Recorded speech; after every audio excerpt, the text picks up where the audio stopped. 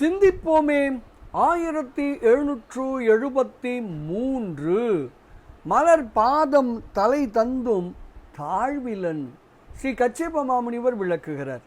பஞ்சாக்கர தேசிகன் நின்மலன், பஞ்சாக்கர தேசிகன் பேரறிவு உடையவன், பஞ்சாக்கர தேசிகன் குணமற்றவன்.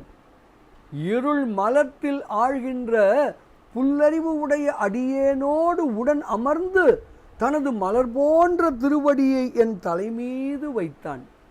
ஆனாலும் என்னை போன்ற ஆன்மாக்களினுடைய குற்றங்களினால் அவன் ஒருபொழுதும் பாதிப்பு அடைவதில்லை.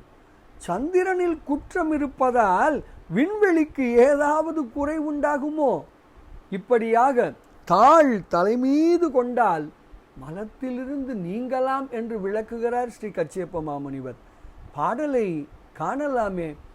நின்மலன் பேர் அறிவாளன், பஞ்சாக்கர நிர்குணன், மற்று அல் மலத்து ஆள் புல் அறிவு உடையேன் உடனாய் அமர்ந்து தன் மலர் பாதம் தலை தந்தும் தாழ்விலன்.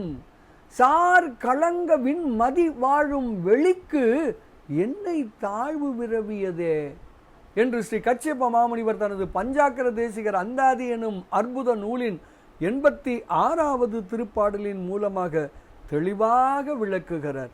தாழ் தலை கொள்வோம், மலம் நீங்குவோம், பேரானந்தத்தில் திளைப்போம் திளைப்போம் திளைப்போம்.